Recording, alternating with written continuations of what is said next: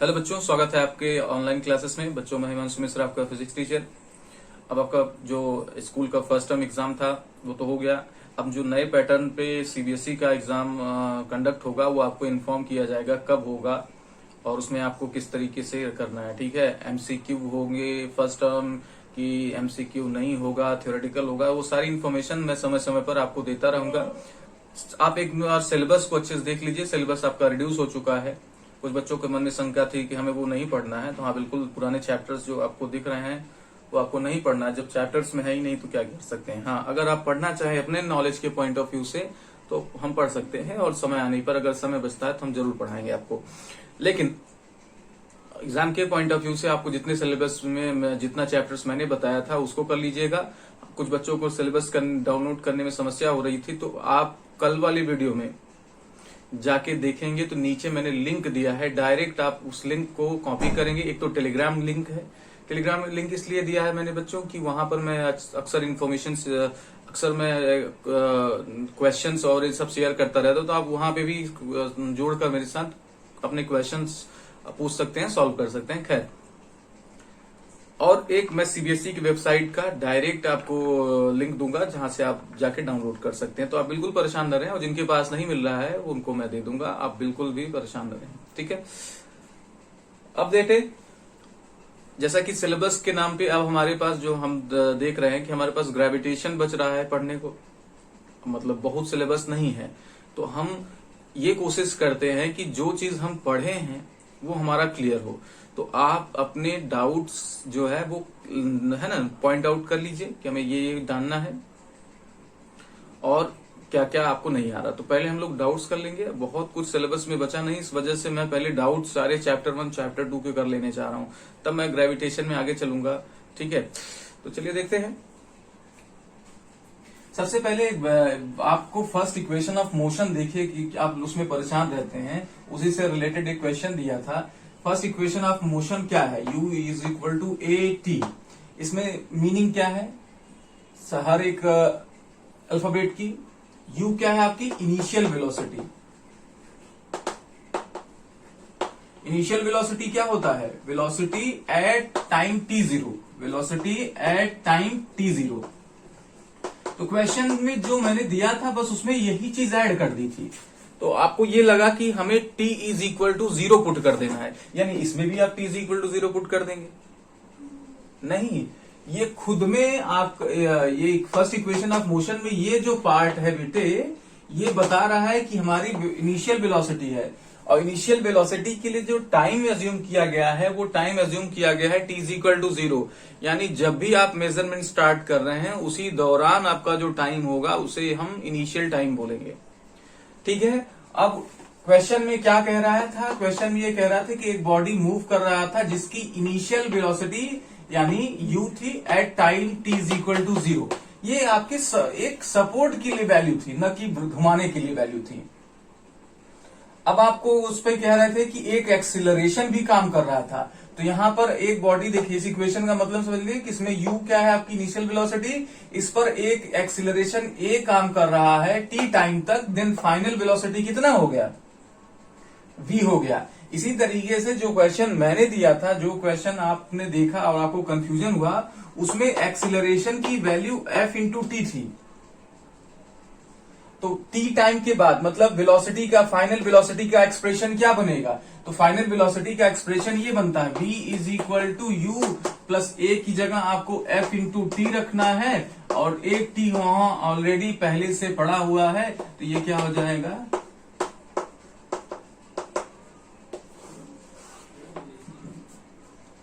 इसमें ऐसा कुछ भी नहीं था जो आप इतना परेशान है। अच्छा, कुछ बच्चों को थोड़ा सा एक क्वेश्चन में और समस्या है, उसको मैं देख रहा हूं कि किन किन बच्चों ने सही सेलेक्ट किया है। समय आने पर आपको उसका रिवॉर्ड मिलेगा, लेकिन अभी उसमें है ना, जब कॉपी चेक होने लगेगी तो मैं उसमें देखूंगा कि किन बच्चों ने कौन से ऑप्शन सेलेक्ट किए हैं। ठीक है, तो आप उसके लिए चिंतित न रहिए, वो मेरा काम है। एक एक्सिलरेशन का क्वेश्चन था बेटे, उसमें रिटार्डेशन कहा गया था, तो उसमें शायद ऑप्शंस गलत चूज कर लिया गया है मेरे द्वारा या ऑपरेटर के द्वारा, किसी ने मतलब ऑप्शन गलत दे दिया है।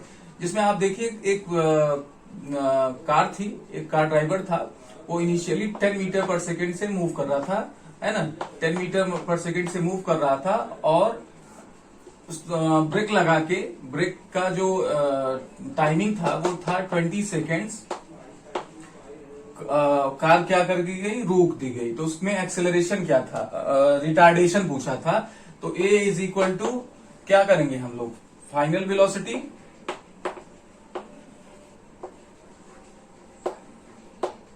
Minus initial velocity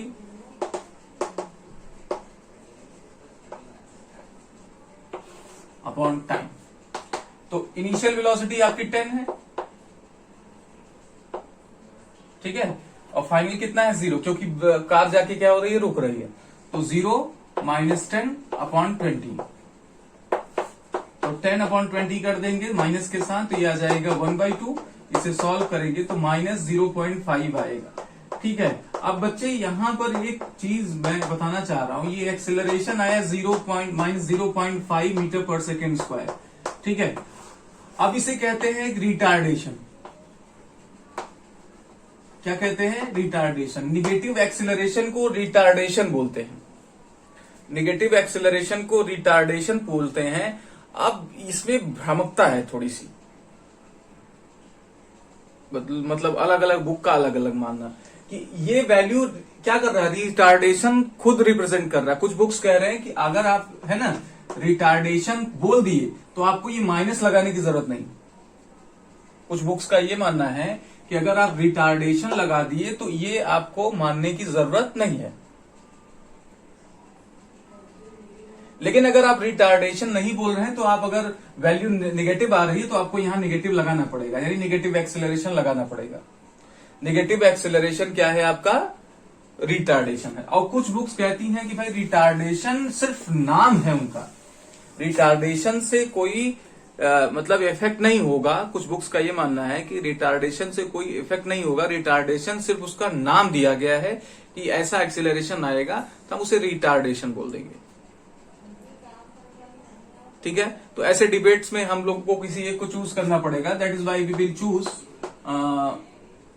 action publication, क्योंकि मैंने आपको वो बोला है। तो एक्शन में इसे ए इज इक्वल टू, अगर नेगेटिव एक्सेलरेशन आ रहा है तो ए इज इक्वल टू माइनस 0.5, तो हम इसे क्या कर लेंगे 0.5 मीटर पर सेकेंड स्क्वायर कर लेंगे, ठीक है। तो रिटार्डेशन की वैल्यू माइनस प्लस दोनों ऑप्शन था, तो हम प्लस भी कर लेंगे। अगर किसी बच्चे ने देखा है, मैं देखूंगा, जैसा भी होगा मैं आपको उसका उचित नंबर दूंगा, आप परेशान मत होइएगा, ठीक है। चलिए, तो आई थिंक ये आपको समझ में आया। किसी को इसमें प्रॉब्लम नहीं होनी चाहिए, आपके डाउट्स आते रहने चाहिए, आपके क्वेश्चन आते रहने चाहिए और उसको मैं सॉल्व करता रहूंगा, ठीक है। क्योंकि अब सिलेबस में बहुत कुछ नहीं बचा है बेटे, हम लोग को देखेंगे तो बहुत जल्द हम लोग फिजिक्स का सिलेबस खत्म कर लेंगे, लेकिन अभी तो अगस्त चल रहा है, ठीक है बच्चों।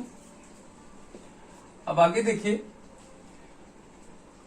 अगला जो प्रॉब्लम ये आता है कि ग्राफ से इक्वेशन ऑफ मोशन डिराइव करने की समस्या, तो उसको भी हम लोग कराएंगे। पहले आप क्या करेंगे, इस चीज का अच्छे से रिवीजन कर लेंगे, है ना।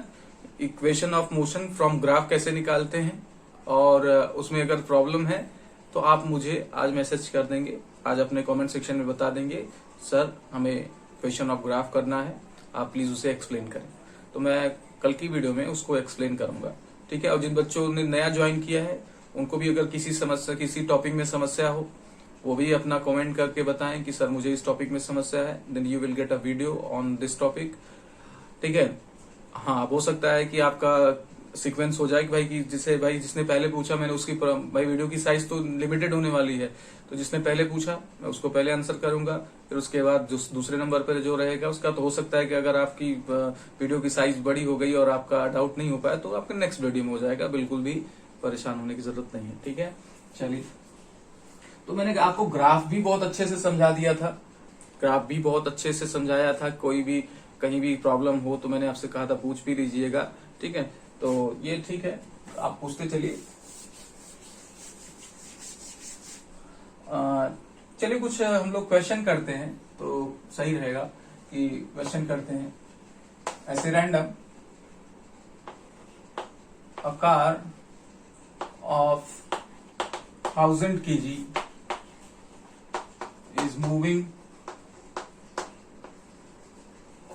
is is moving with velocity 20 meter per second. The car is moving with 20 meter per second. Suddenly it is accelerated by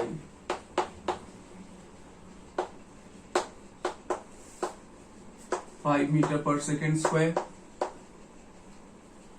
Accelerated by 5 meter per second square for 20 seconds. For 20 seconds, calculate the force acting on it.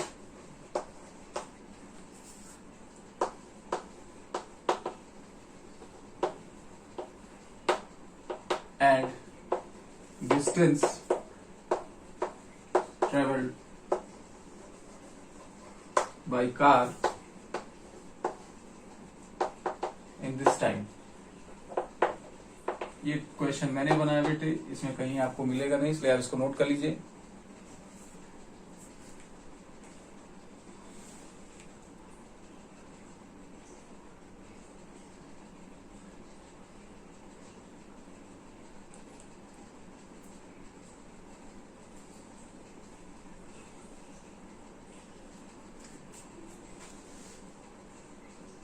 ठीक है, तो question क्या कह रहा है कि हमारा car है जिसकी मास कितनी है 1000 kg।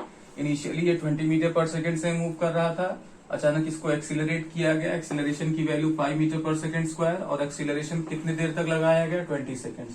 तो इसमें कह रहे हैं कि आप फोर्स निकालिए कि ऑब्जेक्ट पर यानी कार पर कितना फोर्स काम कर रहा है और इस 20 सेकंड में वो कितनी दूरी चलेगा। ठीक है, तो चलिए करते हैं। क्या क्या दिया है जरा उसको देख लेते हैं। हमें दिया है मास कितना दिया है 1000 kg, और स्पीड इनिशियल स्पीड यानी u कितना दिया है 20 मीटर पर सेकेंड, टाइम कितना दे रहा है 20 सेकेंड्स, और एक्सेलरेशन कितना दे रहा है आपको 5 मीटर पर सेकेंड। ठीक है, अब क्वेश्चन में पहला क्वेश्चन क्या पूछ रहा है, फोर्स पूछ रहा है। तो फोर्स का क्या फॉर्मूला होता है, मास इंटू एक्सेलरेशन। मास आपका 1000 kg है 1000, और एक्सेलरेशन की वैल्यू 5 है, तो ये हो जाएगा 5000 न्यूटन। ठीक है, फोर्स की वैल्यू कितनी आ गई 5000 न्यूटन।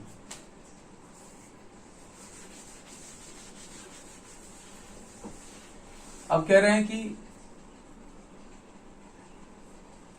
बॉडी पर एक्सीलरेशन लगाया गया है कितना 5 metre per second square for time t is equal to 20 second, और u इसकी इनिशियल वेलोसिटी है कितनी, इनिशियल वेलोसिटी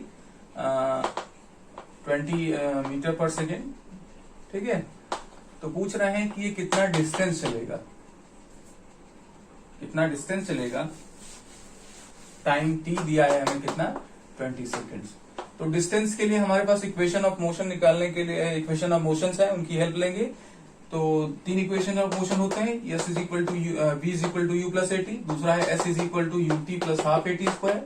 तो हम यही लगा सकते हैं, क्योंकि देखिए u भी है हमारे पास, a भी है और t भी है, तो यही इक्वेशन ऑफ मोशन लगाए। हालांकि हम चाहें तो तीसरा भी लगा सकते हैं, लेकिन वो थोड़ा लंबा पड़ेगा, पहले आपको v निकालना पड़ेगा।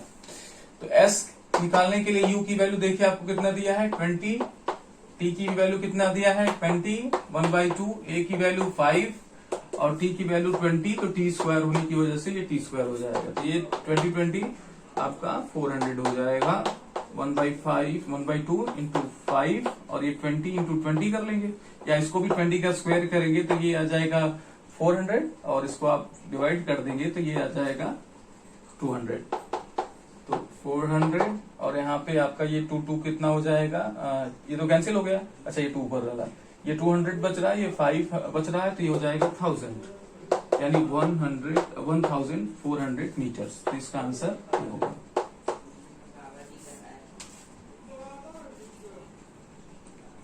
ठीक है बच्चों, इसको नोट कर लीजिए अच्छे से, ऐसे क्वेश्चंस आते रहेंगे। फिर मैं अब नया प्लान कर रहा हूँ कि किस तरीके से हमें सिलेबस को चलाना है, मैं स्कूल में भी डिस्कस कर लूंगा। फिर उसके अकॉर्डिंग हम लोग आगे बढ़ेंगे। तब तक आप अपने डाउट्स पूछते रहें, जो क्वेश्चंस आपके मन में आते हो फिजिक्स के चैप्टर से रिलेटेड, और जो भी बातें आपके मन में है वो पूछते रहिए, ठीक है। चलिए मिलते हैं नेक्स्ट वीडियो में। Thank you very much.